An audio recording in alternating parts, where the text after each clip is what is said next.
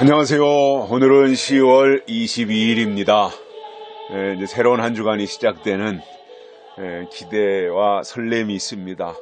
이번 한 주간 동안 하나님이 주시는 특별한 은혜가 있고 또 감동이 있고 깨달음이 있는 그러한 이 한 주간 되시기를 바랍니다. 오늘은 히브리서 11장의 말씀을 보시겠습니다. 히브리서 11장은 믿음장이죠. 5절의 말씀 한 구절만 제가 봉독해 드리겠습니다. 믿음으로 에녹은 죽음을 보지 않고 옮기웠으니 하나님이 저를 옮기심으로 다시 보이지 아니하니라. 저는 옮기우기 전에 하나님을 기쁘시게 하는 자라 하는 증거를 받았느니라. 아멘. 에녹에 대한 말씀입니다. 우리가 잘 알고 있다시피 창세기에 나오는 에녹은 300년 동안 하나님과 동행하다가 죽음을 보지 아니하고 승천한 사람입니다. 이 성경에 성경을 보면서 우리가 알고 있는 내용이 있죠. 죽지 않고 살아있는 육체가 하늘로 그대로 승천한 사람이 두 명이죠.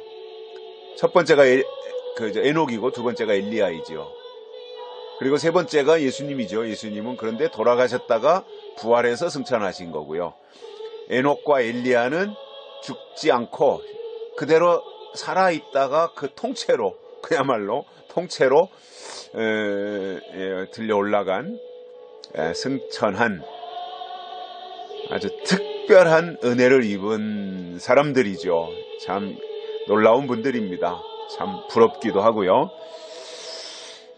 이러한 은혜를 우리가 사모하는데 오늘은 에녹에 대한 거예요. 이게 누군가와 동행한다는 게 사실은 쉬운 거 아니잖아요. 뭐 하루 이틀이야 할 수 있겠지만 300년을 하나님과 동행한다. 그 말은 뭐예요? 내 의지가 없다는 거거든요. 내 자존심 없다는 거거든요. 내 주장이 없다는 거거든요. 하나님의 뜻만 있었지 에녹의 뜻은 없었다는 거잖아요. 그러니까 하나님과 그렇게 장시간 동행할 수 있었다라고 보는 겁니다. 여기서 저는 믿음에 대한 것을 발견을 합니다. 에녹이 하나님과 그렇게 특별한 관계를 유지하면서 놀라운 삶을 살아가는데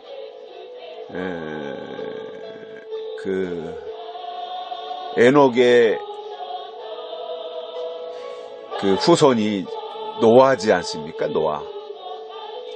노아가 방주를 만들고 홍수 심판을 대비했는데 노아에게 그 영향을 끼친 분이 에녹이라고 저는 봐요.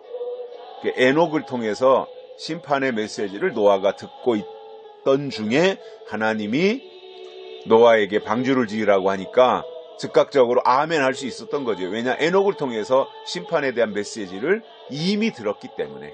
신약에서도 마찬가지잖아요. 베드로, 야고보, 요한 이런 사람들이 세례 요한을 통해서 예수님이 오실 것을 미리 듣다가 어느 날 보니까 세례 요한이 말한 그분이 나타난 거예요. 그러니까 반사적으로 예수님을 따라간 것과 같이 노아도 그랬을 것이다. 그래서 에녹은 아마도 심판에 대한 메시지를 증거했을 것이고요. 그런데 이 부분에 대해서 히브리서 기자가 11장에서 여러 믿음의 선진들을 이렇게 동원해서 믿음에 대한 것을 이야기하는데 에녹은 믿음으로 승천한 하늘로 들려 올라간 대표적인 사람, 특별한 사람. 그런데 에녹의 특징이 있더라는 거죠. 뭐냐면 저는 옮기우기 전에 하나님을 기쁘시게 하는 자라 하는 증거를 받았다라는 겁니다. 에녹은 하나님을 기쁘시게 하는 자였다는 거예요. 그러니까 그 기쁘시게 하는 자 속에 동행이라고 하는 것이 포함되어 있고 또 하나님을 기쁘시게 하는 것, 심판에 대한 홍수 심판에 대한 메시지를 증거하는 것이 또 하나님을 기쁘시게 하는 거였잖아요. 왜냐 이 말 속에 그러니까 기쁘시게 한다고 하는 말 속에는 하나님의 법이 포함되어져 있었다는 거예요. 그래서 믿음이라고 하는 것을 우리가 잘 이해해야 되는데 사람들은 그냥 열심히 교회 다니고 뭐 아멘 세게 하고 믿습니다 이러면 그게 믿음이라고 생각하지만 정말 믿음을 다른 말로 표현하면 에녹식으로 믿음을 표현하면 믿음이 뭐냐면 하나님을 기쁘시게 해드리는 것이 믿음이라는 거예요. 하나님을 기쁘시게 해드려야 돼요. 이게 믿음이라는 거예요. 그런데 오늘 이 시대는 어때요? 사람들이 자기가 기쁘려고 하잖아요. 내가 기쁘려고 하잖아요. 아니라는 거예요. 하나님을 기쁘시게 해드리는 게 믿음이라는 거예요. 그런데 그렇다면 어떻게 하는 것이 하나님을 기쁘시게 해드리는 것이겠느냐 하는 것을 생각해야 되지 않겠습니까? 어떻게 하는 것이 하나님을 기쁘시게 하는 것이냐? 우리가 어떻게 하나님을 기쁘시게 해드릴 수 있겠는가? 이러한 것을 생각해 볼 때 하나님을 기쁘시게 하기 위해서는 하나님을 기쁘시게 하는 데 있어서는 이런 겁니다. 하나님이 하라고 한 것은 하고 하나님이 하지 말라고 한 것은 하지 않는 것. 이게 하나님을 기쁘시게 하는 거예요. 하라는 것은 하고 하지 말라는 것은 안 하고. 이게 이제 한마디로 하면 율법이잖아요. 율법은 666개의 항목이 있는데 그것을 구분해 놓으면 두 가지라 그러잖아요. 하라와 하지 말아라. 이게 율법이잖아요. 근데 이것을 또 신약적으로 표현하니까 하나님을 기쁘시게 하는 게 믿음인데 믿음이 뭐냐면은 하나님이 하라고 한 것은 하고 하나님이 하지 말라는 것은 안 하는 거예요. 이게 믿음이라는 거예요. 이것을 그 레위기 11장인가요? 거기식으로 표현하면은 먹으라고 한 것은 먹고 먹지 말라는 것은 안 먹는 거예요. 재물에 대한 설명이 나오잖아요, 거기에. 그래서 그 짐승 중에는 뭐 되새김질을 하고 발굽이 갈라진 것은 먹을 수 있는 것이고 또 뭐 발굽이 안 갈라 되새김질을 하는데 굽이 안 갈라졌다든가 뭐 발굽은 갈라져 있는데 되새김질 안 한다든가 이런 것은 먹지 말라고 말씀하고 있지요. 물고기 중에서도 비늘과 지느러미가 있는 것은 먹되 비늘이 없는 것은 먹지 말아라. 이러한 것들이 있잖아요. 그러니까 이거예요. 먹으라고 한 것은 먹고 먹지 말라는 것은 먹지 마. 하라고 한 것은 하고 하지 말라는 것은 안 하고 가라고 한 것은 가고 가지 말라고 하는 것은 안 가는 것. 이게 하나님을 기쁘시게 하는 믿음이라는 거예요. 그런데 오늘날 신앙인이라고 자처하는 사람들을 보면 이 기준이 없어요. 그냥 자기식으로 자기가 가고 싶으면 가고 자기가 먹고 싶으면 먹고 자기가 하고 싶으면 하는 거예요. 하나님하고 상관이 없이 사는 거예요. 그렇다면 세상 사람들과 교회 안에 있는 사람들이 다를 게 뭐냐는 거죠. 똑같지 않습니까? 그렇게 본다면. 다만 다른 게 뭐예요? 주일날 교회 가서 예배 드리는 거 외에 세상 사람들하고 다를 게 뭐가 있습니까? 자기 방식대로 자기 하고 싶은 거, 자기 먹고 싶은 거, 자기 가고 싶은 거 다 가고 있는데. 그래서 이러한 부분들에 대해서 하나님이 엄격하게 말씀하고 계시다라고 하는 것을 우리가 잘 알고 이러한 부분들을 기억하고 지켜야 됩니다. 그러니까 우리가 알아야 되잖아요. 하나님을 기쁘시게 하는 게 믿음인데 결국 기쁘시게 하기 위해서는 먹으라고 한 건 먹고 먹지 말라는 거 안 먹는, 가라고 한 것 가고 가지 말라는 거 간다. 하라는 것 하고 하지 말라는 거 하지 않아야 된다. 그렇다면은 그게 뭐냐라는 걸 알아야 돼. 성경에서 그것을 알려주고 있지 않습니까? 특히 구약에서는 구약 나름대로 하라와 하지 말라는 것이 분명했고요. 신약에 와서도 분명히 하나님이 하라와 하지 말라 금지하신 것들이 있잖아요. 뭐 죄의 문제라든가 이런 것들을 다 동원해가지고 마지막 때도 마찬가지예요. 계시록에서 보면은 해야 할 것과 하지 말아야 될 것이 분명합니다. 받아들이고 수용해야 될 것이 있지만 거절하고 배척해야 되는 것이 있는 거예요. 근데 그것을 성경을 모르고 어떻게 그 일을 할 수 있습니까? 성경 공부 오늘날 교회가 많이 하는 것으로 알고 있는데 그렇게 어떤 개론식으로 뭐 제자 훈련하고 성경 공부하고 뭐 그것도 필요하지만 그거 했다 그래서 이 신앙이 깊이가 있는 게 아니에요. 두 날개 했다 그래서 깊어지는 거 아니에요.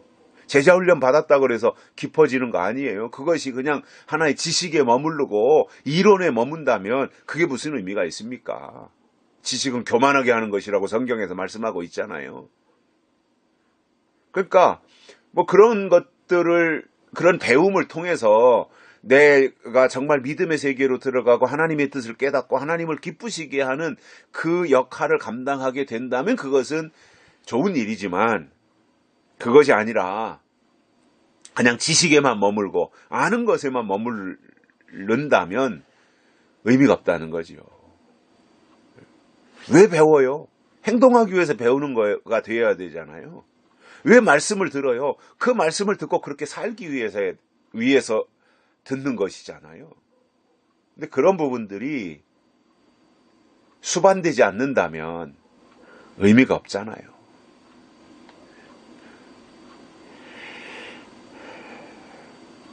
그래서 우리가 이 시대에 하나님이 주신 믿음을 가진다고 하는 것은 뭐예요?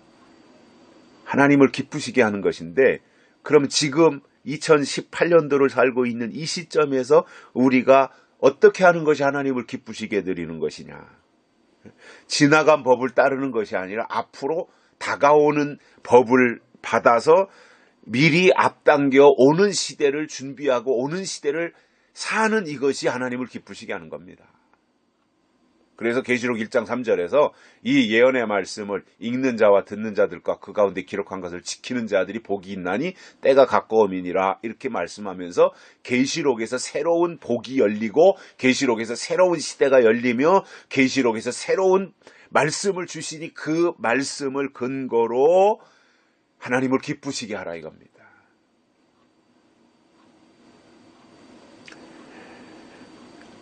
근데 관심이 있어야죠.